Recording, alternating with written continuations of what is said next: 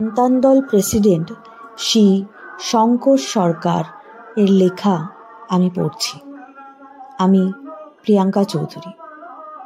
নতুন পৃথিবী কেমন হবে? রাম, নারায়ণ রাম।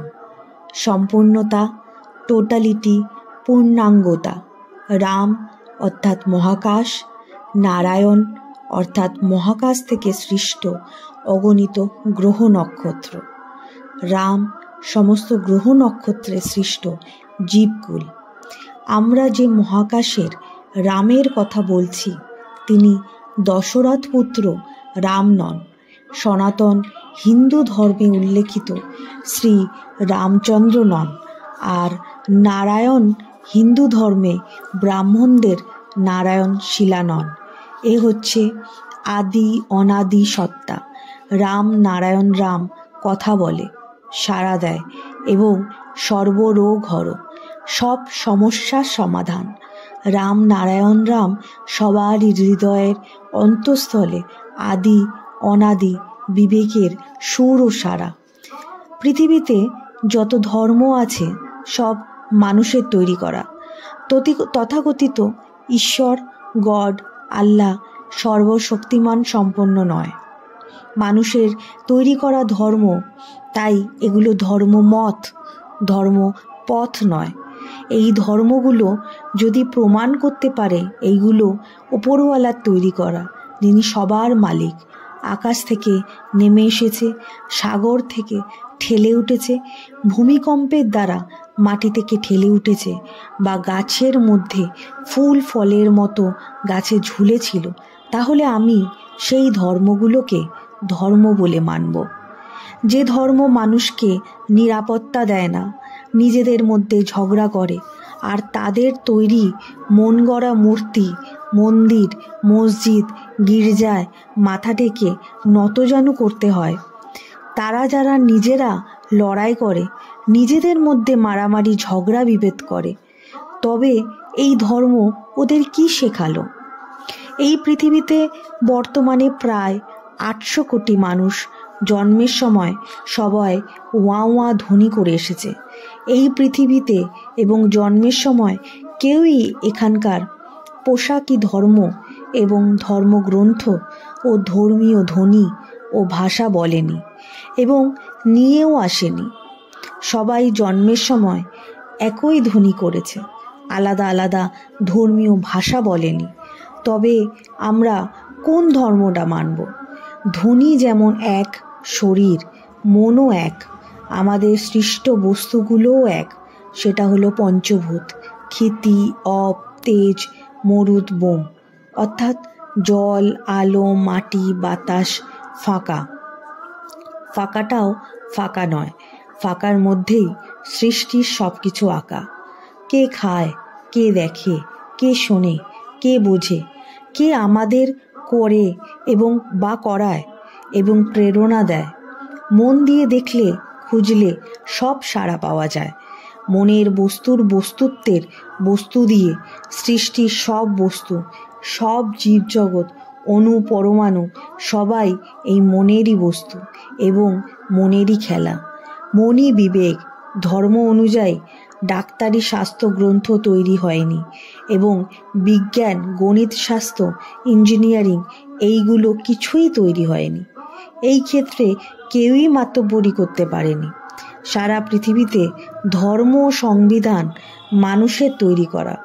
মানুষের তৈরি করা ধর্ম ও সংবিধান নিরপেক্ষ মস্তিষ্ক প্রসূত হতে পারে না, শুধু নিজেদের স্বার্থসিদ্ধি উদ্দেশ্যে প্রণীত। প্রকৃতির সংবিধানে সকল বস্তুর অস্তিত্বের অস্তিত্ব প্রাণময়, চৈতন্যময়, সৃষ্টিময়, যাহা সর্বদা আবর্তন, বিবর্তন ও রূপান্তরের খেলায় চলছে।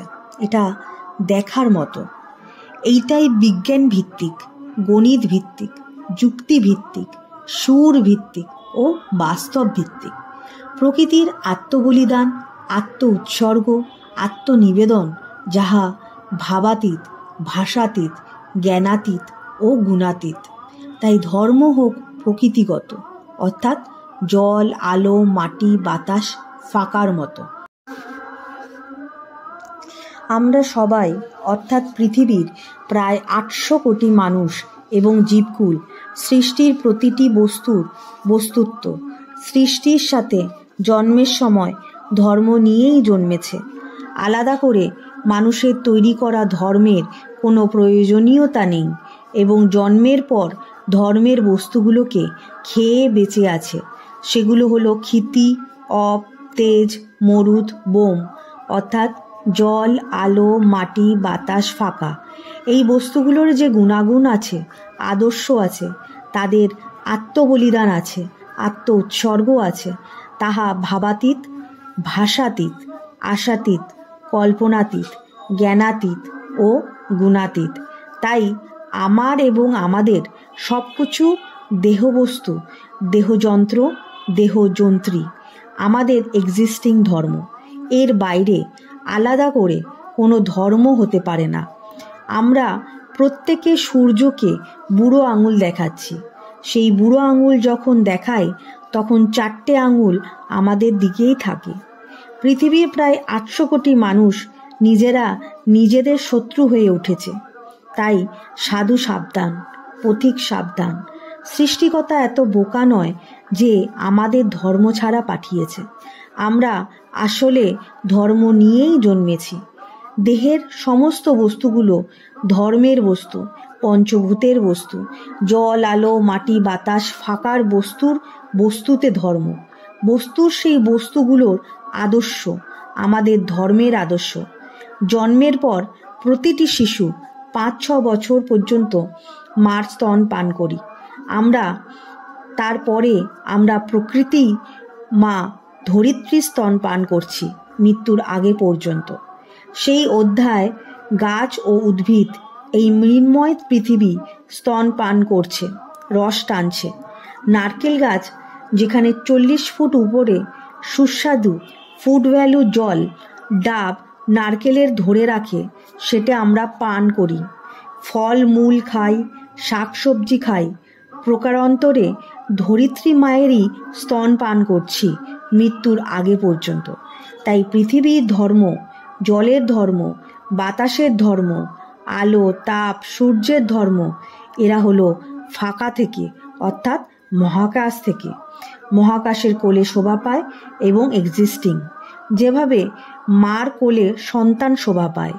মহাকাশের নাম রাম নারায়ণ রাম। এই রাম নারায়ণ রাম আমাদের একাধারে পিতা, একাধারে মাতা।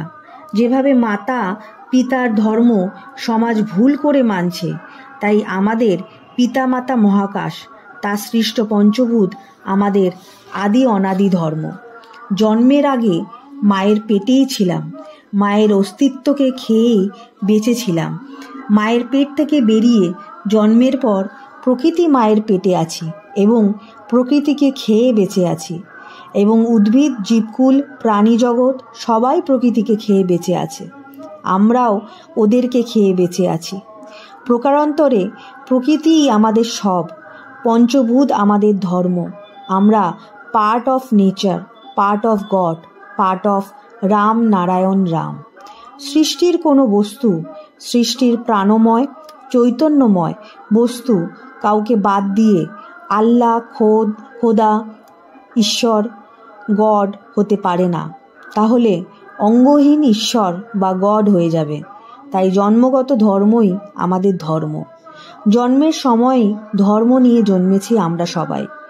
আমাদের ভগবান দেবতারাও কখনো বলেছে নাকি আমি এবং আমরা ভগবান, দেবতা, দেবদেবী আমাদের পূজা করো? এইরকম কোনো প্রমাণ বা রেকর্ড আছে?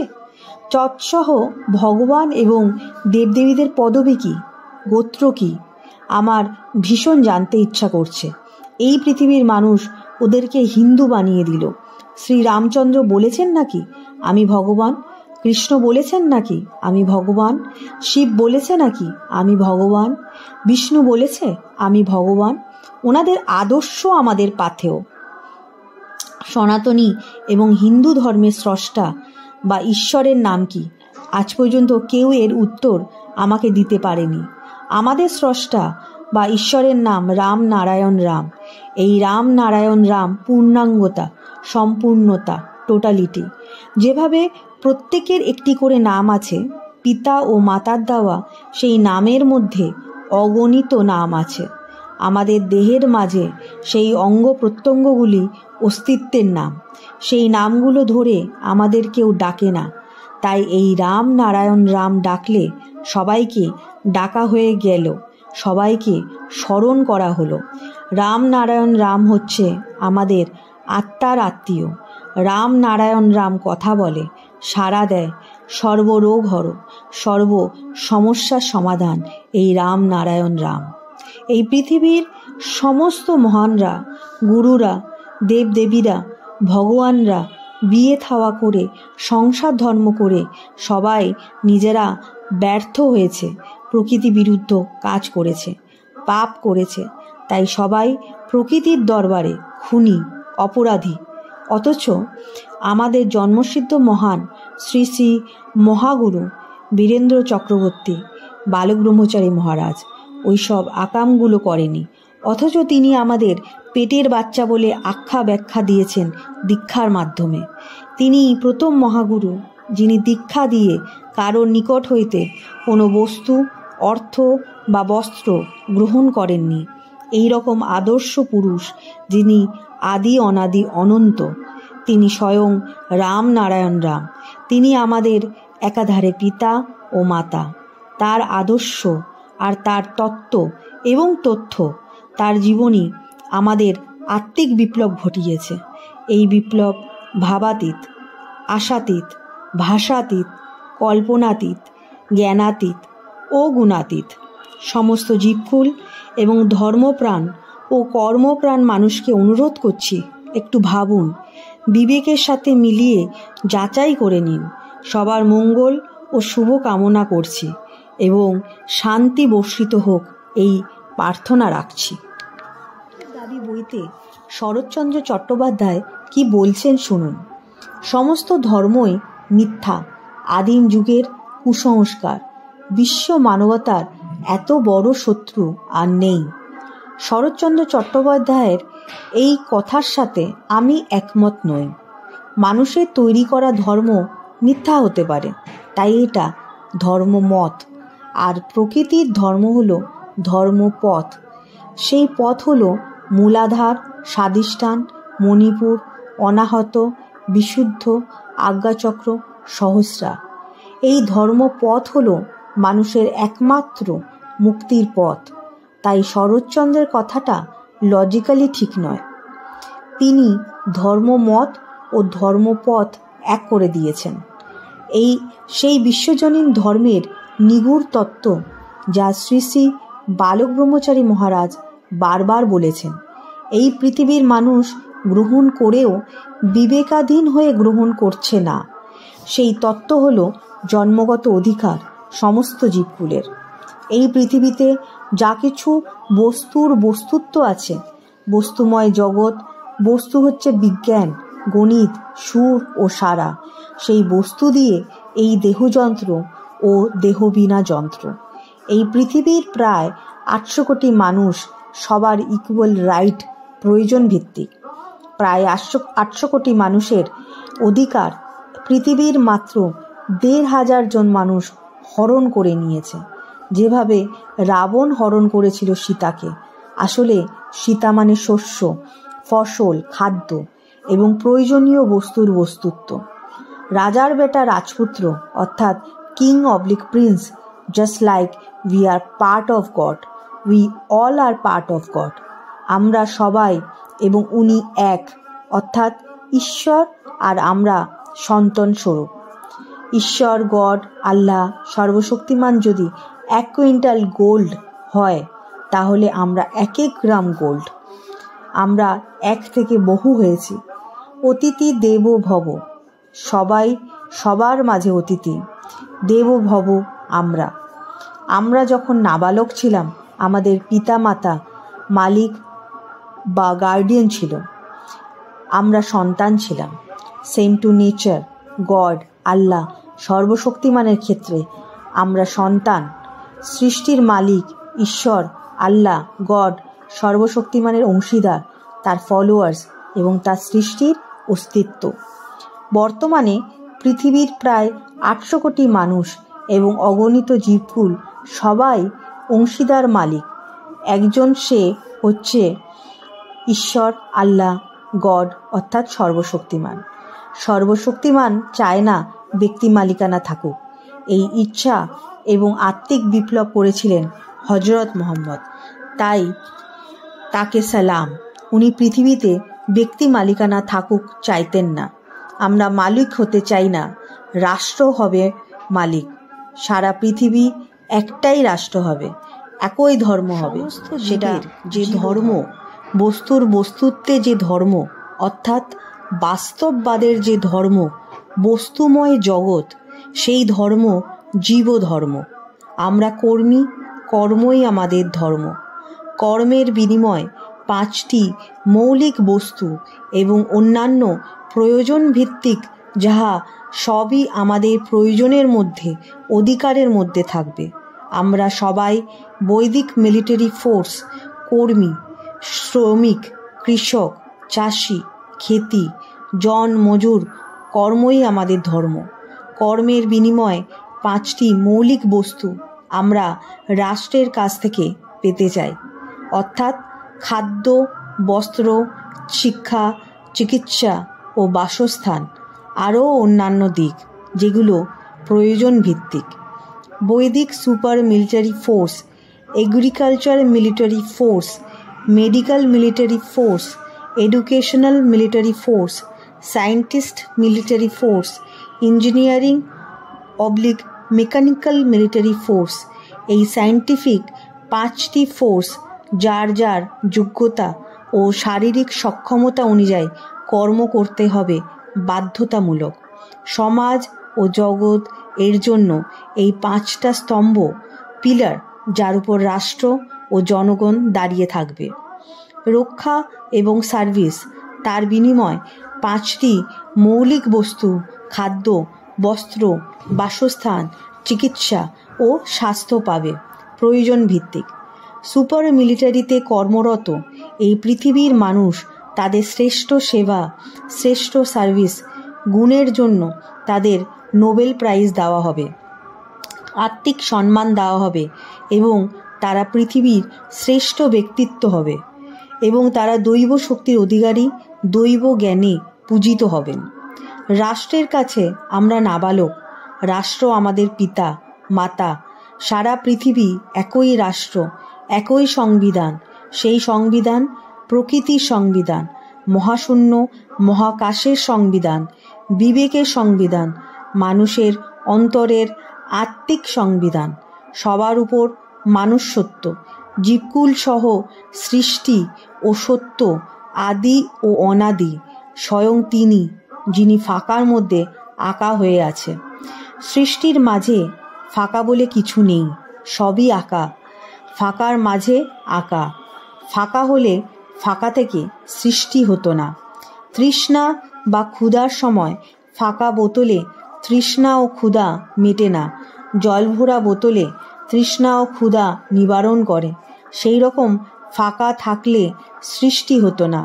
ফাঁকা পূর্ণ ও পরিপূর্ণ, যেমন আমরা পূর্ণ, জীবকুল পূর্ণ। তাই পূর্ণরূপী মহাকাশকে সালাম করো। এই পৃথিবীতে ব্যক্তি মালিকানা না থাকলে আমাদের লাভ কি? পৃথিবী একই রাষ্ট্র হবে, খণ্ড রাষ্ট্র, খণ্ড জাতি, খণ্ড ধর্ম থাকবে না। এক রাষ্ট্র, এক জাতি, এক ধর্ম, এক ভাষা হবে। ব্যক্তি মালিকানাও থাকতে পারবে না। পৃথিবীরূপী একই রাষ্ট্র, বাৎসরিক আয়ের 40% টাকা পুলিশ, মিলিটারি ও যুদ্ধের জন্য ব্যয় হয় এবং 20% টাকা সরকারি কর্মচারী, আমলাদের ও মন্ত্রী, এমএলএ, এমপিদের ভরণ পোষণে ব্যয় হয় এবং চুরি ও অপচয়ে, লিকেজে 10%, আর 30% অবশিষ্ট রইল 100 ভাগের মধ্যে জনগণের জন্য। কিন্তু আমরা মালিক 100 ভাগের, অ্যাজ পার বার্থ রাইট, জন্মগত অধিকার। তাহলে পৃথিবীতে কি আর সমস্যা থাকবে? 100 ভাগের 100 ভাগই আমরা ভোগ করব। 70% ভাগ আর অপচয় হবে না। এই কারণে ব্যক্তি মালিকানা থাকবে না, থাকতে দেওয়া হবে না। মালিক মহাকাশ স্বয়ং প্রকৃতি। আমরা তার সন্তান, জীবকুল। আমাদের ধর্ম জীবধর্ম। অভাব আমরা সৃষ্টি করেছি। পৃথিবী এককাত হয়ে গেছে। মানুষকে এটা সিধে করতে হবে। মানুষ সব পারে। মানুষের ঐক্য আমাদের শক্তি। ঐক্য হলো মানুষের শক্তি ও ধর্ম।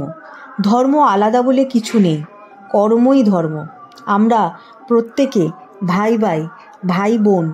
মানুষের প্রকৃতির বস্তুর বস্তুত্ব ও শক্তির উৎস। প্রকৃতির বস্তু দিয়েই মানুষ সৃষ্টি। সব মানুষের ধ্বনিই হলো ওয়া ওয়া ধ্বনি। স্রষ্টা, ঈশ্বর, গড, আল্লাহ সর্বশক্তিমানের আসল নাম রাম নারায়ণ রাম। রাম নারায়ণ রামের আখ্যা ও ব্যাখ্যা হলো, রাম হচ্ছে মহাকাশ, নারায়ণ হচ্ছে মহাকাশ থেকে সৃষ্ট অগণিত গ্রহ নক্ষত্র, যা মহাকাশ থেকে সৃষ্টি হয়েছে, মহাকাশেই বিরাজ করছে। মহাকাশই সবার সৃষ্টিকর্তা। সমস্ত জীব ও বস্তুর মহাকাশই সৃষ্টিকর্তা। রাম নারায়ণ রামের শেষের রাম হচ্ছে জীবকুল, অর্থাৎ বস্তুময় জগৎ। এই হলো রাম নারায়ণ রামের ব্যাখ্যা। এই রাম নারায়ণ রাম হিন্দুদের নয়, হিন্দুদের স্রষ্টার নাম নয়। হিন্দুরা তাদের স্রষ্টার নাম জানেই না। ঈশ্বর স্রষ্টাকে ডাকবেই বা কী করে? আল্লাহর নাম আল্লাহ, এটা কি করে মুসলিমরা জানলো? কার কাছ থেকে জানলো? সূর্য বলল? মাটি বলল? আকাশ বলল? জল বলল? বাতাস বলল? আল্লাহর নাম আল্লাহ, এটা মহাশূন্যের বার্তা তো নয়, প্রকৃতিরও বার্তা নয়। তাই রাম নারায়ণ রাম করো। রাম নারায়ণ রাম কথা বলে, সাড়া দেয়, সর্বরোগ হরণ করে, সর্ব সমস্যার সমাধান। রাম নারায়ণ রাম ব্যাখ্যা আমি আপনাদের কাছে তুলে ধরছি। প্রত্যেকটি মানুষ ও প্রত্যেকটি জীবের নাম আছে। মানুষের দেওয়া নাম, আমার নাম শঙ্কর সরকার। এই নামের মাঝে অনেক নাম আছে। সেই নামগুলো দেহের অস্তিত্ব, পার্ট অফ বডি। প্রত্যেকটি ব্যক্তির নামের মাঝে তাদের নিজ নাম থাকা সত্ত্বেও চোখের নাম, জিহ্বার নাম, কানের নাম, শিরা, উপাশিরা, kidney, heart, stomach, lungs, liver etcetera, কত নাম। একই নামের মাঝে অনেক নাম। আমরা সেই ব্যক্তিকে অগণিত নাম ধরে ডাকি না। পিতামাতার দেওয়া অফিসিয়াল ইউজ আধারের নাম ধরে ডাকি। তেমনি রাম ও নারায়ণ রাম সবার নাম, সবার অস্তিত্বের নাম, সর্বশক্তিমানের নাম, সৃষ্টিকর্তার নাম। মানুষের তৈরি করা সব ফাঁকা বলে আসলে কিছু ফাঁকা নয়, ফাঁকা হতে পারে না। ফাঁকা থেকে সৃষ্টি হতে পারে না। তাই ফাঁকা হচ্ছে পূর্ণ, তার সৃষ্ট বস্তুও পূর্ণ। পূর্ণের সৃষ্ট বস্তু পূর্ণ, তাই আমরাও পূর্ণ। জীবজন্তুর ভাষা থেকে আমাদের ভাষা তৈরি হয়েছে। ব্যঞ্জনবর্ণ ও স্বরবর্ণ তৈরি হয়েছে। কাক বলছে কাকা, শিয়াল বলছে হুক্কা হুয়া, গাভী বলছে হাম্বা হাম্বা, বাতাসের শো শো শব্দ, আকাশের গুরুং গুরুং শব্দ, জলের কলকল শব্দ। এইভাবেই প্রকৃতি থেকে ভাষা, বর্ণ, অক্ষর তৈরি হয়েছে। এটা প্রকৃতির মহাদান। সবার জন্য খাদ্য, বস্ত্র, বাসস্থান, চিকিৎসা ও শিক্ষা বাধ্যতামূলক, প্রয়োজন ভিত্তিক। ব্যক্তি মালিকানা থাকবে না।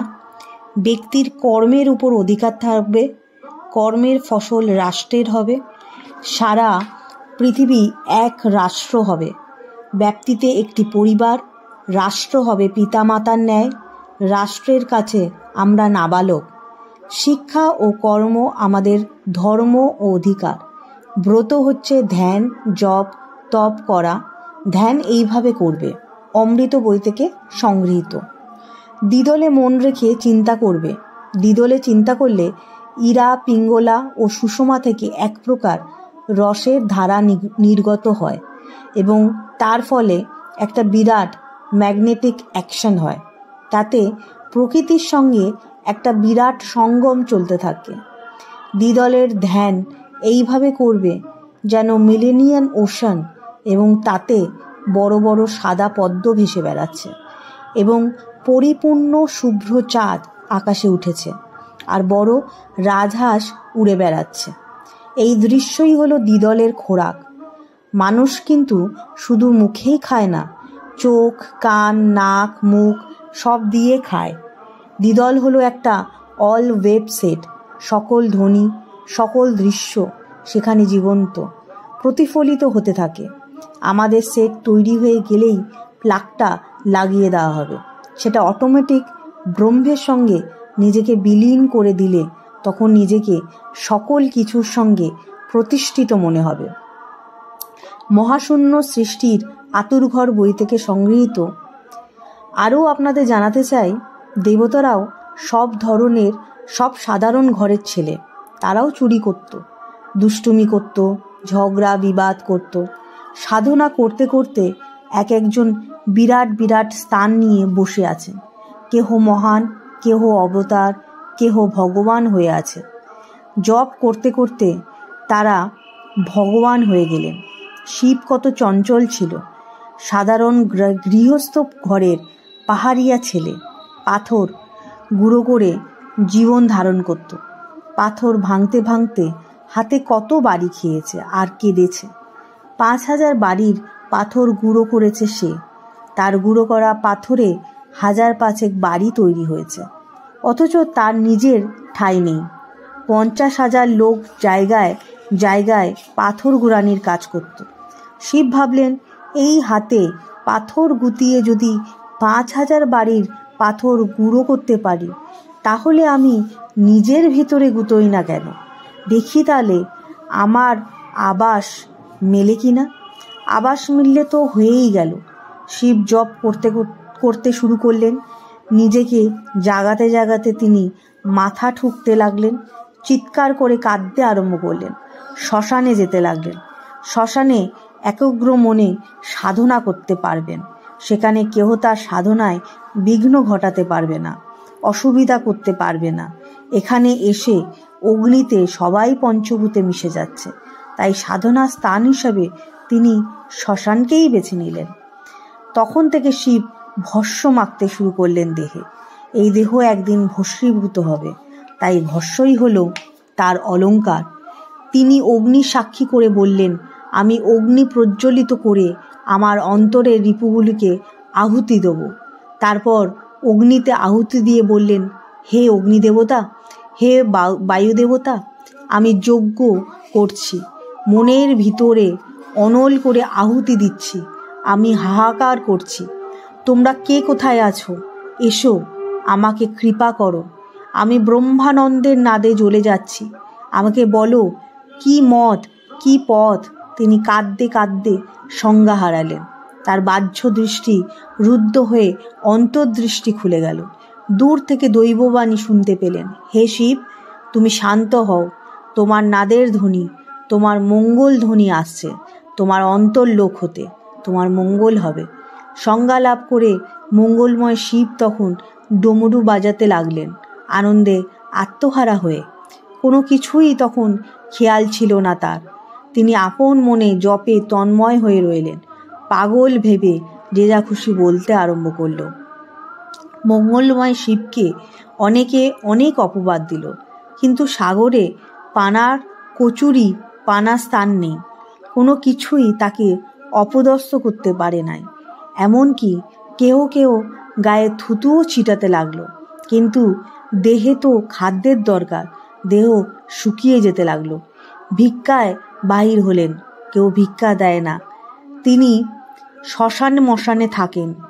কোনো বাড়িতে গেলে তারা গোবর ছিটা দেয়।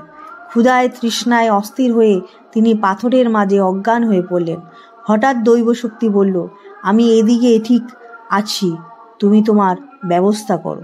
তারপর শিব ঘরে ঘরে যান, কোথাও তার স্থান নেই। বহু দুঃখের পর তিনি চাকরি নিলেন বোঝা টানার। শেষ বেলায় রাস্তায় পড়ে গেলেন। ঊর্ধ্বশ্বাস উঠে গেছে, প্রাণ যায় আর কি। তখন কি যেন একটু মিষ্টি আর একটু জল দিল। শিব নতুন বল পেলেন, কিন্তু জীবনভর তিনি অভাবের মাঝেই চললেন। একদিন দেখা গেল সব দেবদেবীরা ওপরে শিব বসে আছেন। তিনি দেবাদিদেব রূপে নিজের স্থান করে নিয়েছেন। দেবদেবীরা বললেন, শিব তুমি মহাযোগী, মহাধ্যানী, মহাজ্ঞানী। শিব বললেন, আমি যদি মহাযোগী হই তবে ঘরে ঘরে শিব আছে, যোগী রয়েছে। এটা শিব বাক্য, মিথ্যা নয়। প্রত্যেকের ভিতরেই শিবের শিবত্ব আছে। শিব অর্থাৎ মঙ্গল, আশুতোষ অর্থাৎ অল্পতেই তুষ্ট। যিনি আপন ভোলা, তিনি ভুলে আছেন মাতৃপদতলে মঙ্গলময় শিব সব হয়ে আছেন। আমাদের ভিতরও মঙ্গল আছে। মাতৃপদ চিন্তা করলে মঙ্গল হয়। সেই গন্তব্যস্থলে দেবের দেবালয়ে আমাদেরও যাওয়ার টিকিট আছে। টিকিট রয়েছে হৃদয়ে। আমি বলছি এটা পান্থশালা, তাই পথিক হও সাবধান। প্রকৃতির নিয়মে যাওয়ার পথে চলে তো যেতেই হবে। সূর্যকে কাঁচকলা দেখালে তার কি হবে? সে আপন মনে কিরণ দান করে চলেছে। আমাকে শ্রী শ্রী ঠাকুর বালব্রহ্মচারী কতজন কত অপমান করেছে। যে যা ইচ্ছা বলছে, যা ইচ্ছে বুঝছে, কোনো দিন তো আমি বিচলিত হইনি।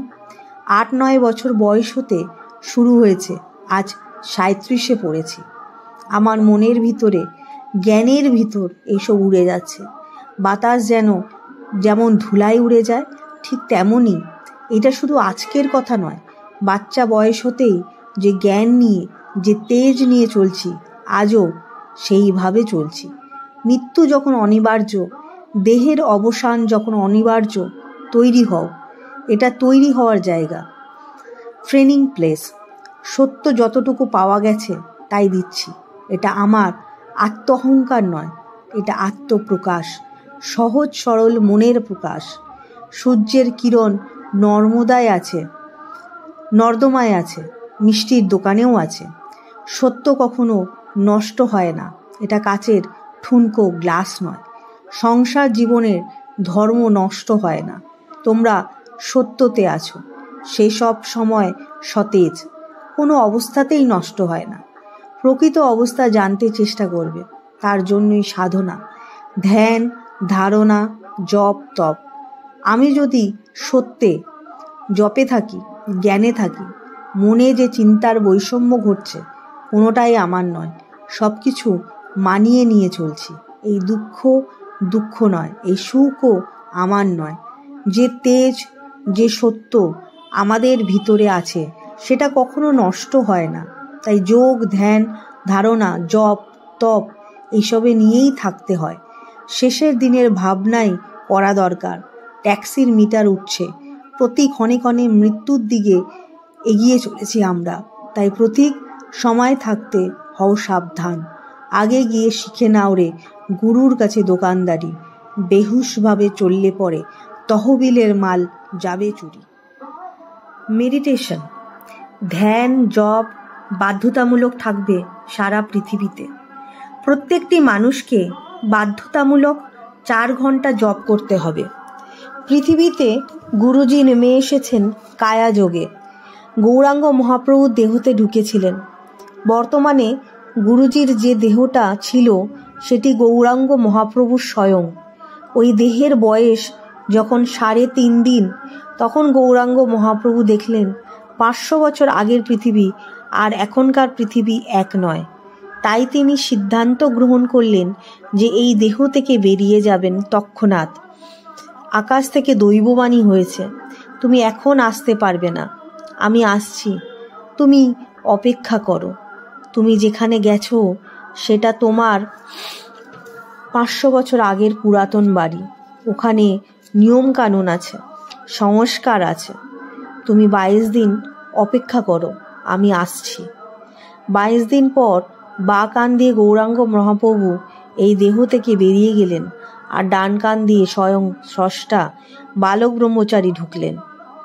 এই কথাটা আমি শঙ্কর সরকার জানতে পারি 1980 সালের জানুয়ারি মাসের 22 তারিখ রাত্রি 2:45 সময় বিশেষ কাজে গুরু পাঠিয়েছিলেন। ফিরে আসতে 2:45 হয়। যখন সুকচর বাড়ির গেটে পৌঁছালাম, তখন গেটে ডিউটিতে ছিল বুদ্ধ মল্লিক এবং উনি বললেন, তুই এত রাত্রে কোথায় ছিলিস? কর্তা দাঁড়িয়ে আছে, খায়নি। এখন তাড়াতাড়ি যা। আমি ওপরে তাকিয়ে দেখি সত্যই গুরু স্বয়ং দাঁড়িয়ে আছেন। 3 তলায় যাওয়ার পরে গুরুজি জড়িয়ে ধরে আদর করলেন, বললেন, ওপরে গিয়া খাইয়া আয়। আমি বললাম, আমি খাবো না, তোমার এখানে খেতে গেলে থালা ধুতে হয়, আমি রাস্তার হোটেল থেকে খেয়ে এসেছি। তারপর বলল, আয়, আমি খাবো, তুই আমার পাশে বস, 2 গরাস মেখে দিচ্ছি, খা। খাওয়ার পর হাত ধুয়ে আমি অপেক্ষা করছি। গুরুর খাওয়া দাওয়ার পর আমাদের মধ্যে কথাবার্তা হলো প্রায় আরও 45 মিনিট। যখন আমি বিদায় নিয়ে চলে আসছি, আমি হঠাৎ প্রশ্ন করি, সবাই বলে আপনি গৌরাঙ্গ মহাপ্রভু, আর আপনি বলেন আমার রক্ত গৌরের রক্ত। আমি তখন জিজ্ঞাসা করি, তখন আমার প্রশ্নের উত্তরে উপরোক্ত ঘটনাগুলো বলেন। চিন্তন বই থেকে সংগৃহীত।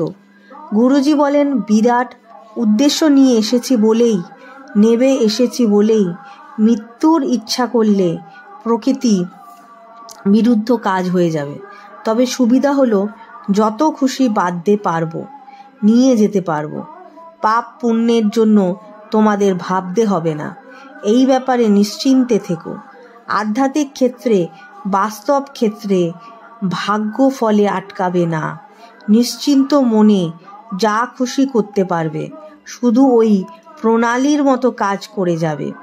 শীঘ্রই কাজ শুরু করে দেব। আমাদের তরি নামের তরি, ওটাতে আমরা সবে উঠেছি। জন্ম যদি আর না হয় এখানে, তবে অসুবিধার কি আছে? পুণ্যতা চাই না, পাপও চাই না, তবে তো ঝুলছই শূন্যে। খুব জোর কদমে কাজ করো, টাকাও ঘুরছে তোমাদের পিছনে, স্বাধীন স্ফুরণের সুর ঘুরছে, নবজাগরণ যাকে বলে, আমি তা দিয়ে যাব। কোনো ধর্ম আর টিকবে না, তবে সত্য সবসময় টিকবে। যেগুলোর মধ্যে শয়তানি ঢুকে গেছে সেগুলো আর টিকবে না। মস্তিষ্কের ভিতরে সহস্রারে একটা কারখানার মতো আছে, সেই কারখানা থেকে এই মনের সৃষ্টি হয়। সুতরাং এই কারখানা হতেই মনের উদ্ভব হয়। কাজেই খুবই সূক্ষ্ম সেটা, কারণ উহাই সহস্রার্থ সূক্ষ্ম।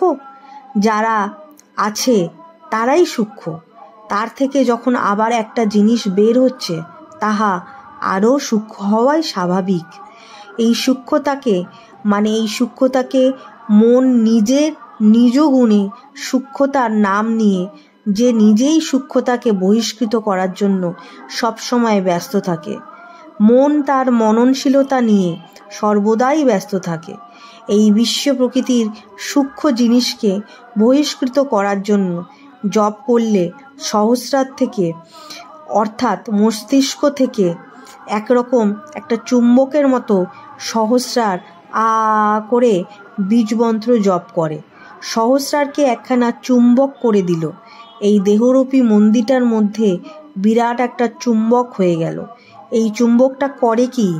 এই বিশ্ব ব্রহ্মাণ্ডে যতগুলি ক্ষমতা আছে, যা কিছু আইন পদ্ধতি চলছে, এটার মধ্যে টেনে নিয়ে আটক করে দিল। মেশিনটার মতন, যেমন যে যা কথা বলে এটার মধ্যে আটক হয়ে যায়। অতীতে রাশিয়াতে কি হয়েছে জানো? রাশিয়াতে স্তালিন আছে না? স্তালিনের নাম শুনেছ তো?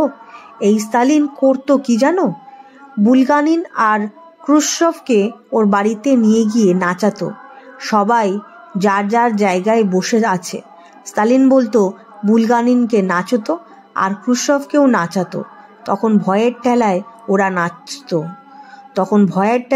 ওরা নাচতে বাধ্য হতো, আর সকলে হাততালি দিত, আরাম পেত, আর বলতো, বেশ বেশ, বুঝছো তো, সেই ক্রুশচভকে এখন কত বড়, সেই আবার অন্য সকলকে নাচায়। এই যে একটা অবস্থা, এটাই চলছে বেশিরভাগ ক্ষেত্রে। আমরা কি করছি? এত বড় বিরাট মনটাকে নিয়ে সংসারের খপ্পরের মধ্যে রেখে যেমন খুশি নাচাচ্ছি। অমৃত বই থেকে সংগৃহীত। আদেশ পালনের মধ্যে কোনো প্রকার দ্বিধা থাকবে না। মরিয়া হয়ে কাজ করতে হবে। কাজের জন্য রক্ত দেব, প্রাণ দেব, জীবন পণ করতে হবে। সমস্ত রকম পলিসি, কৌশল, ছল সব কিছুর মধ্যে দিয়ে কাজ করতে হবে। তার জন্য সমস্ত কিছু ক্ষণে কৃষ্ণ হতে হবে, ক্ষণে রাম হতে হবে, ক্ষণে পাগল নানা রকম হতে হবে। কৌশল করতে হবে, বুদ্ধি খাটাতে হবে for the benefit of all. সন্দেহ দ্বন্দ্ব চলবে না। কাজের মধ্যে কোনো কথা নেই। তার জন্য বিশেষ কয়েকটা লোক তোমাদের মধ্যে থাকবে, বাইরের কেউ জানবে না। তোমাদের প্রাইভেট সিক্রেট কতগুলো নির্দেশ দেওয়া হবে। এই 100 জনকে পরীক্ষা করার জন্য কে কী রকম কাজ করছে দেখা। এই বাড়ির কাজকর্ম গোপন অবজার্ভ করার জন্য আমি আবার কিছু লোক অ্যাপয়েন্ট করব। এটা জানান থাকলো। সংগঠনে কে কে আসবে তা তোমরা ঠিক করবে। প্রথমে জানতে হবে, এখানেই শেষ নিঃশ্বাস ফেলতে হবে। ফেলতেই যদি হয় আন্দোগান্দ জায়গায় ফেলে লাভ কি? আমি চাই সবাই আমরা যেন এক জায়গায় শেষ নিঃশ্বাস ত্যাগ করতে পারি। আমাদের সংসার সবাইকে নিয়ে। কারো কোনো ক্ষতি হলে তার ফ্যামিলি দেখতে হবে। তার জন্য আর্ন করতে হবে। একটা আর্ন তোমরা করেছো, আর একটা আর্নও তোমাদের করতে হবে। সব তো চাঁদা দিয়ে সুবিধা হয় না। দেখা যায় 5 টাকার জিনিস 500 টাকায় বিক্রি করছে। এই যে কোটি কোটি টাকা রোজগার করছে মানুষ মেরে, তো একটা লোক দেখেছো অন্যায় করছে, এটা সমর্থন করছো? এর বিধি ব্যবস্থা কিছু করেছো? আমি যদি বলি চুরি কর, অপরাধ হবে। চুরি করতে বলবো না। Earn money first. এমনি করে সুবিধা হবে না। ভালোবাসা বন্ধুত্ব করে হ্যান্ডশেক করে টাকা আনতে হবে। আমরা চুরি তো করছি না। তাদের সঙ্গে কোঅপারেশন করে সহযোগিতা করে তোমাদের টাকা আনতে হবে। থাক, এ সম্বন্ধে পরে বলবো। মেসেঞ্জার সম্পর্কে শ্রী ঠাকুরের সতর্কবাণী। পাম এভিনিউ, 13/7/1966। আমার এক ভক্ত চিঠি দিয়েছে, মেসেঞ্জার সম্বন্ধে জানতে চেয়েছে। এই জাতীয় কথা সচরাচর আমি বেশি বলি না। এখানকার সমাজ পরিবর্তনের কথা আমি বেশি বলি। মাঝে এক রবিবার ও শুনে গেছে হয়তো, ক্লাসে আলোচনা করছিলাম, তাই আরও জানতে চেয়েছে। তোমরা যারা কাছাকাছি থাকো তারা রবিবারের ক্লাস অ্যাটেন্ড করতে পারো, কিন্তু যারা দূরে থাকে তাদের পক্ষে সবসময় আসার সুবিধা হয়ে ওঠে না। কালকে রবিবার, মনে করিয়ে দিও। ক্লাসে কিছু বলার ইচ্ছা রইল। এখন ওর চিঠির উত্তরে কিছু বলছি। আলো এবং অন্ধকার পাশাপাশি থাকে। অন্ধকার আছে বলেই আলোর প্রকাশের মহিমা। যখনই জীবনে কোনো সমস্যা আসে তখনই আমরা বলি অজ্ঞানতায় আছি বা আঁধারে পড়ে আছি। যতক্ষণ না সমস্যার সমাধান খুঁজে পাই, এই সংসার জীবনযাত্রার পথে আমরা সব সময় চেষ্টা করি যাতে সুন্দরভাবে চলতে পারি। একটা গাছ পুঁততে গেলেও আমরা চেষ্টা করি যাতে সুন্দরভাবে সেটা বড় হয়। সেই চিন্তা থেকেই আমরা আবার সতর্ক হই যাতে খারাপ না আসতে পারে। কিন্তু সৃষ্টির নিয়মে যেটাকে আমরা খারাপ বলে মনে করি সেটাও আসে।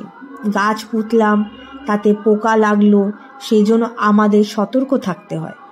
যার ফল গাছে পুঁতেছ তাদের সতর্ক থাকতে হয় যাতে পাখিতে ফল খেয়ে না যায়, গাছে পোকা না লাগে বা অন্যান্য কোনো উপদ্রব না আসে। আমাদের শরীরে কত জীবাণু ঢোকে, টিবি, কলেরা, বসন্ত, তার জন্য আমরা কত সতর্ক হয়ে চলি। জল ফুটিয়ে খাই, তারপর কত স্বাস্থ্যবিধি পালন করি। ঠিকভাবে না চললে আমাদের সুস্থ শরীরে কত রোগ এসে বাসা বাঁধে। বিশ্ব প্রকৃতির নিয়মে এই বিঘ্নগুলো দেওয়াই কি দরকার ছিল, সেটা ভালো করে বুঝে নেবে। শরীর ভালো করলে তখন আবার দেখা গেল কেউ মনে ব্যথা দিল। এ তো চলছেই, কেউ শান্তিতে থাকতে পারছে না। এই ঝঞ্ঝাটের হাত থেকে কেউ তো রেহাই পাচ্ছে না। আমাকে পর্যন্ত এই যে কেস চলছে তার মোকাবিলা করতে হচ্ছে। বিশ্ব প্রকৃতি যার কার্যকলাপ এত গণিতে বাঁধা, এত সচেতনতায় ভরপুর, সে কি শুধু আমাদের ঝঞ্ঝাট পোহাবার জন্য এগুলো করলো? সে কথা কি ভেবেছ কোনোদিন? বিশ্ব প্রকৃতি চায়, স্রষ্টা চায় আমরা যাতে তার উদ্দেশ্যের সাথে এই উদ্দেশ্যে যুক্ত হতে পারি। এর জন্যই সৃষ্টি, এর জন্যই আমাদের জন্ম। তাই যা কিছু এখানে দেখতে পাচ্ছ সব এখানে তৈরি হবার জন্য, যাতে তোমরা তৈরি হতে পারো। তার জন্য প্রকৃতির চেষ্টার অন্ত নেই। এই অন্তরায়গুলো যেগুলোকে তোমরা অন্তরায় বলছো জীবনের চলার পথে, সেগুলোই কিন্তু প্রকান্তরে তোমাদের সজাগ করে দিচ্ছে, সতর্ক করে দিচ্ছে। এই যে তোমরা ব্যথা পাও, এই ব্যথাবোধ যদি না থাকতো, কোনো হাত পা ঠিক থাকতো? দরজার কানায় হাত পড়লে ব্যথা আছে বলেই তোমরা সাথে সাথে হাতটা সরিয়ে নিচ্ছ। যদি ব্যথাবোধটা না থাকতো তাহলে তো তোমার হাত দরজাতেই আটকে থাকতো, তুমি টেরও পেতে না। এরকম হলে তো কারুর একটা হাত পাও ঠিক থাকতো না। যেভাবে এই ব্যথা রোধের জন্য দেহ রক্ষা পেয়ে যাচ্ছে, ঠিক সেরকম মনের রক্ষার জন্য, আত্মার রক্ষার জন্য এইরকম বিষয়বস্তু সাজানো আছে। তোমাকে সজাগ করে তার সুরে সুরময় করে দেওয়ার জন্যই স্রষ্টার এই প্রয়াস। যতক্ষণ না পর্যন্ত তুমি তার মনের মতো হচ্ছ, ততক্ষণ পর্যন্ত স্রষ্টা তোমাকে বারবার এই জন্ম মৃত্যুর ছকের মধ্যে দিয়ে নিয়ে যাবে।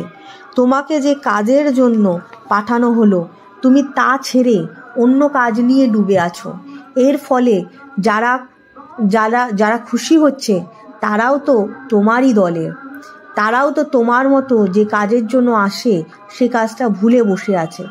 স্রষ্টা ওই দিকে নীরবে চোখের জল ফেলছে। যেদিন তাকে খুশি করার কথা ভাববে, সেদিন জীবনটাই একেবারে পাল্টিয়ে যাবে। তখন আর অন্য কেউ খুশি হলো কি না ভাবতে পারবে না। এতদিন যে কত ব্যথা তাকে দিয়েছ সেটা উপলব্ধি করে কষ্ট পাবে। আত্মার জগতে কত কি যে ঘটে চলেছে তা তোমরা ভাবতেও পারবে না। তোমরা জানো না বলে এখানকার ভোট, প্রেসিডেন্ট, এমএলএ এইসব নিয়ে মেতে আছো। এখান থেকে চলে যাওয়ার পর বুঝতে পারে, হায় রে, কি করে এলাম, কত সুযোগ সুবিধা প্রকৃতি আমাকে দিয়েছিল, কিছু তো কাজে লাগালাম না। এখন অনুতাপ ছাড়া কিছু করার নেই। এইভাবে জমতে জমতে স্তূপাকৃত হয়ে গেছে। কেউই আর এখান থেকে উঠতে পারছে না। আবার জন্ম নিয়ে কাজ না করলে এখন এখান থেকে রেহাই নেই। তখন প্রতিজ্ঞা করে এবার গিয়ে একেবারে কঠিন চিত্তে স্রষ্টার আদেশ নির্দেশ মতো কাজ করব। কিন্তু এখানে এসে আবার আগের মতো যদি জিজ্ঞাসা করো কেন বুঝতে পারে না এসে, কারণ হলো পুরনো কাজের বোঝটা এত থাকে যে সেই দিকেই টানে। কিন্তু প্রকৃতিকে দায়ী করতে পারবে না, কারণ বিবেক রূপে সে প্রতি মুহূর্তে সজাগ করে দিচ্ছে, ওহে কাজটা কিন্তু ঠিক হচ্ছে না। কিন্তু সাময়িক নেশার বশে, সাময়িক যশ মান প্রতিষ্ঠার বশে পথিক পথ হারিয়ে ফেলছে। এখানে যাদের বুদ্ধিতে চলছো তারাও যেহেতু একই পথের পথিক, তাই তারাও সেই জাতীয় বুদ্ধি দিচ্ছে। স্রষ্টার উদ্দেশ্য তাই সফল হচ্ছে না। তোমাদের চেষ্টাটাই সফলতা পেয়ে যাচ্ছে, কিন্তু স্রষ্টার চোখের জল ফেলার ছাড়া উপায় নেই। কারণ সে ইচ্ছে শক্তিটাও তোমাদের মধ্যে উইল করে দিয়েছে, ফলে সেখানে সে হাত দেবে না। বাবা ছেলেকে টাকা দিয়েছে ব্যবসা করে বড় হওয়ার জন্য, আর ছেলে আজে বাজে কাজ করে সে টাকা উড়িয়ে দিল। তাই জন্ম নিয়েও কাজটা কঠিন হয়ে পড়েছে। আরেক শ্রেণীর আত্মা আছে যাদের জন্ম সহজে হচ্ছে না। তারা এমন আটকা পড়েছে যে জন্ম হওয়াটাই কঠিন হয়ে দাঁড়িয়েছে। বেশিরভাগের তাও জন্ম নিয়ে কাজ করার একটা সুযোগ থাকে, যদিও সে কাজ তারা কতদূর করেছে সেটা সম্পূর্ণ ভিন্ন ব্যাপার। কিন্তু যাদের জন্ম নেওয়াটাই কঠিন হয়ে দাঁড়িয়েছে তাদের অবস্থাটা আরও সাংঘাতিক। তাদের তাহলে কি হবে? তাদের তখন একটাই সুযোগ দেওয়া হলো, সেটা হলো যখন জন্মসিদ্ধ পূর্ণ শক্তি সম্পন্ন মহান আসবেন, তারা তখন সুযোগ একটা পাবে। সেটা কি? ভালো করে বুঝে নেবে। জন্মসিদ্ধ মহানরা এখানে আসেন একটাই কারণে, এই যে বহুকাল ধরে হাজার হাজার আত্মা জমে গেছে সেটাকে বোচকা ভেদে ট্রেনের বগিতে ভরে নিয়ে যেতে তারা আসেন।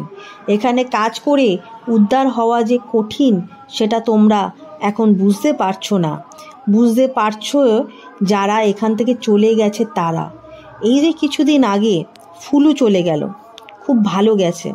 এরকম যারা চলে গেছে তারা আমাকে এখন ভালো বুঝতে পারছে। তোমরাও একদিন সবাই বুঝতে পারবে। যাক, যে কথা বলছিলাম, ওই একেবারে আটকা পড়া আত্মাগুলোকেই মেসেঞ্জারের নাম দেওয়া হয়েছে। তারা জন্মসিদ্ধ মহানের কাছাকাছি থাকে আর সব লক্ষ্য করে। তাদের তো জন্ম হওয়া কঠিন হয়ে গেছে, তাই তারা এখান থেকে কিছু পাওয়ার চেষ্টা করে। বিরাট পুরুষ মুহূর্তে এরকম পৃথিবীর সবাইকে মুক্তি দিতে পারেন। নিজের কথাই বলছি, অন্যভাবে নিও না। বাপ হয়ে ছেলের কাছে বলছি, তোমাদের পিতৃ পরিচয় তোমরা জেনে নাও। যারা জন্মের থেকে আসেন তারা মুহূর্তে যত খুশি নিয়ে যেতে পারেন। কে কি অপরাধ করলো সেটা তারা দেখতে যান না, শুধু তাদের খুশিটা আছে কিনা এটাই দেখবার। মহানের ভক্তের প্রতি খুশির মাঝে মেসেঞ্জার ঝঞ্ঝাট সৃষ্টি করে। জন্মসিদ্ধ মহানের ক্ষমতা অসীম।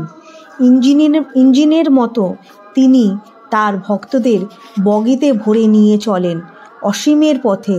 তারা সেই অসীম ক্ষমতা একমাত্র এই টেনে নেওয়ার জন্যই তিনি ব্যবহার করেন, অন্য কোনো কারণে নয়। তাই শত লাঞ্ছনা গঞ্জনা তিনি সহ্য করে চলেছেন, কারণ নিজের সুখ সুবিধার জন্য এই ক্ষমতা তিনি ব্যবহার করবেন না। ধরো এক মহান ঠিক করলেন 10 লক্ষ নিয়ে যাবেন, কথার কথা, যেখানে গেলে আর জন্ম মৃত্যু হবে না। সেটা সিদ্ধি মুক্তির দেশ, পরমানন্দের দেশ, সব আছে, সুখ দুঃখ নেই, যা চাইবে তাই পাবে। শুধু চাইলেও দুঃখ অশান্তি পাবে না, এমন একটা দেশ, কথার কথা বলছি। ওই মেসেঞ্জাররা করে কি, ওই নেওয়ার পথে উপদ্রব সৃষ্টি করে, ঝঞ্ঝাট সৃষ্টি করে। মহানের উপর কোনো প্রভাব তারা ফেলতে পারবে না, কিন্তু ভক্তের উপর পারে। তাদের একটা ক্ষমতাই দেওয়া হয়, তোমরা এই 10 লক্ষ হতে যতগুলো ছোটাতে পারবে ততগুলো তোমরা পেয়ে যাবে। ওরা নানা রকম ভুল বোঝাবুঝি সৃষ্টি করে, সুপ্তভাবে এমনভাবে মনের উপর প্রভাব ফেলে যে ভক্ত বুঝতে পারে না। মহান কিন্তু সব খোলাখুলি বলে দেন, কোনো কিছু লুকিয়ে রাখেন না, যাতে তোমরা সাবধান হতে পারো। কিন্তু সন্দেহ যখন ঢোকে তখন সব পূর্ব কথা ভুলে যায়। এই যে আমার কেস চলছে, যারা কেস করেছে তারা তো কত কিছু দেখেছে, কিন্তু এখন আর ওই সবের কোনো গুরুত্ব নেই। আমি কিন্তু স্নেহের বশে আগে থেকেই সাবধান করে দিই। ধরো একজন অষ্টশক্তি সম্পন্ন মহান 4 জন লোককে বেশি ভালোবাসেন, তাদের এক একজনের উপর ধরো 50 জন নির্ভর করে। মেসেঞ্জার দেখলো এক এক করে 50 জন নেওয়া অনেক পরিশ্রম, কিন্তু যদি ওদের একজনকে নিতে পারি তাহলে 50 আর 1 অর্থাৎ একসাথে 51 জনের কাজটা হয়ে গেল। কাজেই কি করে মহানের সাথে ওই একজনের দ্বন্দ্ব সৃষ্টি করা যায় তারা উঠে পড়ে লেগে যায়। মেসেঞ্জার দ্বন্দ্ব সন্দেহ ঢোকানোর পথ ঘাট সব ভালো জানে। ওই 4 জনের একজন হয়তো কোনো মেয়ের প্রতি দুর্বল হয়েছে, মহান বুঝতে পেরে সাবধান করেছে, ব্যাস লাগলো খটাখটি। হ্যাঁ, আমার বেলাতেই তোমার যত নজর, ওই ওর বেলা তো তুমি কিছু বলো না। মহান বুঝতে পারলেন মেসেঞ্জারের হাত জড়ো করে ব্যাকুল দৃষ্টিতে দাঁড়িয়ে আছে। মহানের কি ফ্যাসাদ বোঝো, তবুও তার মধ্যে বুঝিয়ে দেন, কারণ মহানের মায়াটা এত বেশি যে না বলে থাকতে পারে না। কিন্তু তবুও ভুল করে এর থেকে একমাত্র বাঁচার রাস্তা হচ্ছে তত্ত্বে প্রতিষ্ঠিত হয়ে মহানকে বুঝতে চেষ্টা করা।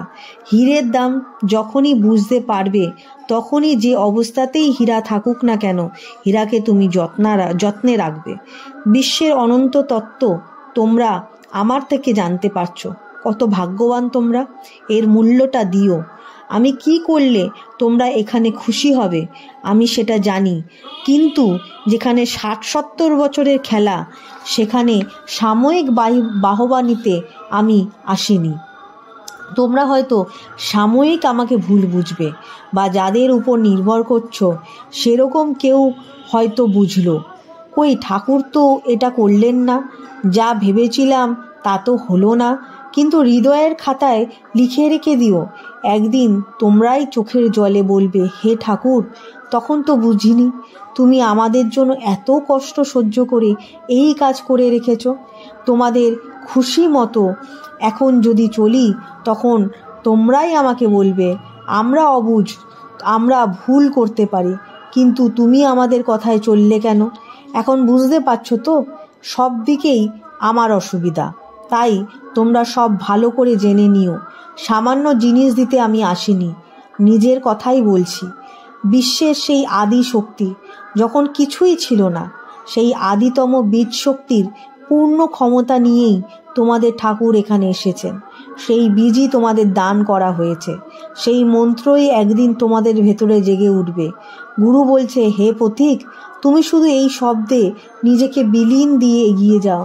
তুমি হাজার চিন্তা যখন করতে পারো, তখন এই চিন্তার স্রোতে এই শব্দকেও মিশিয়ে দাও। অর্থ বুঝতে গেলে চলবে না। বাচ্চা শিশু অর্থ না বুঝেই অ আ ক খ শেখে, তারপর বড় বড় কবি সাহিত্যিক হয়। তোমরাও সেভাবে এই শব্দ নিয়ে এগিয়ে যাও, দেখবে কত সাহায্য চারদিক হতে তোমাদের কাছে এগিয়ে আসছে। অবাক হয়ে যাবে। রাস্তায় আবার অন্য পথিকের সঙ্গে দেখা হবে, সেও আবার তোমাকে প্রাণ ভরে সাহায্য করবে। দেশের বাড়িতে দেখতাম মৌমাছির ঝাঁক যখন উড়ে যায় তখন ঘণ্টা বাজত, যে যত বেশি জোরে বাজাতে পারে সেই ঘরে কোটি কোটি মৌমাছি এসে বসে পড়ে, চাক বাঁধে। ওরা ঘণ্টার শব্দ শুনে ভাবে আমাদের অনেকগুলো এখানে এসেছে, তাই সেখানে ঢুকে চাক বাঁধে। ঠিক সেরকম ঘণ্টা ধ্বনির মতো তোমাদের জপের ধ্বনি লক্ষ লক্ষ সুর টেনে আনবে। কিছুদিন পর তাতে একবারে ডুবে যাবে। ওই ধ্বনি করাতে দেখবে একটা আমেজ এসে পড়েছে। একদিন দেখবে বহু ভাসমান শব্দ যেন তোমাকে গাইড করে নিয়ে যাচ্ছে। আমরা জানার জন্য যখন এগিয়ে যাচ্ছি, তখন লক্ষ লক্ষ পথিক আমাদের জানাবার জন্য ব্যস্ত হয়ে এগিয়ে আসছে। এক জিহ্বাতেই তুমি অনন্ত স্বাদ পাচ্ছ, এক রেডিওতেই বহু স্টেশন ধরছে। ঠিক সেরকম তোমার মধ্যে বহু বহু সুর এসে তোমাকে ঘিরে ধরবে। এখানকার যে প্রেম, তার চেয়ে কয়েক কোটি গুণ এই প্রেম তোমাকে হতবাক করে দেবে। সম্মুখে দেখতে পাবে বিশ্ব রহস্যের এক বিরাট অফুরন্ত স্রোত বয়ে যাচ্ছে। কেন এই সৃষ্টিকে, এই সূর্য, চন্দ্র, পৃথিবী, সাগর সৃষ্টি করলো, ওই স্রোতের দ্বারা যখন সেখানে পৌঁছাবে তোমার স্বরূপ বুঝতে পারবে। দর্পণে যেমন দেখা যায় আদি অন্ত ভগবান সম্বন্ধে, সৃষ্টি সম্পর্কে, সেই সুরটায় সব সমস্যার সমাধান হবে। সেটাই একমাত্র করণীয়, একমাত্র কর্তব্য। এখানে একটা পাহাড় দেখে, সাগর দেখে তোমরা তন্ময় হয়ে যাও, আর এমন সুন্দর জিনিস সাজানো তোমাকে মাতোয়ারা করে দেবে। জগতের চিন্তায় যশ তখন সব কিছু আলুনি লাগবে, তাই এর ভেতরে ডুবে যাও। ধ্বনি তারই সাহায্যকারী। আকাশের তারা, গ্রহ, উপগ্রহ সবাই তোমার এই সফলতা কামনায় সদা সর্বদা ব্যাকুল। যখন বুঝতে পারবে এই কথাগুলোতে, এই কথা শুনতে ভাগ্য লাগে, আজ তোমরা জানতে পারলে। তাই তোমরা একটু বসে পড়ো, একটু কাজ করো, আমাকে কাজে লাগাও। আজ এই থাক। শ্রী শ্রী ঠাকুর।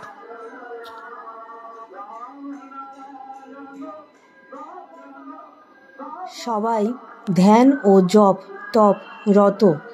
জন্মের পর যা কিছু প্রাপ্তি, তার একমাত্র পথ মেডিটেশন, জপ তপে। যে মানুষ জপ তপ করে না, সেই মানুষ নিজের চরম শত্রু। জপ তপ না করলে ধারাবাহিকভাবে আমরা মানসিকভাবে এবং শারীরিকভাবে দুর্বল হয়ে হয়ে আমি সত্তা মৃত্যুর দিকে ধাবিত হচ্ছে। যেই রকম 3 দিন অনাহারের ফলস্বরূপ হসপিটালাইজ এবং স্যালাইন দিতে হয়, সেরকম আমাদের দেহের অগণিত সত্তাগুলি জপ তপ না করার জন্য মানুষ মৃত্যুর দিকে দ্রুত গতিতে ধাবিত হয়। আমরা একার শক্তিতে শক্তিশালী আমি নই, পুরো 50,000 কোটি মানুষের আত্মার মিলিত শক্তিতে শক্তিশালী। সনাতন ধর্মের লোকেরা, অর্থাৎ যারা হিন্দু ধর্ম পালন করেন, তারা মূর্তি পূজা করেন। এটা অন্য ধর্মের কাছে হারাম, কিন্তু সনাতনীরা সূর্যের পূজা করে, সাগরের পূজা করে, বায়ু দেবতার পূজা করে, উদ্ভিদের পূজা করে এবং ভূমি পুজোও করেন। যাদের মূর্তি পুজোয় আপত্তি, তাদেরকে বলতে চাই, এইসব পঞ্চভূতকে যারা পুজো করে প্রকৃতি থেকে এগুলো ধ্বংস করুক, ভেঙে দিক, গুঁড়িয়ে দিক, উড়িয়ে দিক। আর যারা বলছেন বা প্রতিবাদ করছেন মূর্তি পুজোর ক্ষেত্রে, তারা নিজেরা এক একটা জ্যান্ত মূর্তি। ঈশ্বরের তৈরি করা জ্যান্ত মূর্তি নিজেদের মধ্যে লড়াই করে মানুষের তৈরি করা ধর্ম নিয়ে, আর মানুষ যে মূর্তি তৈরি করে মাটি বা পাথর দিয়ে, সেখানে গিয়ে মাথা নত করে। কি অদ্ভুত এই দুনিয়া!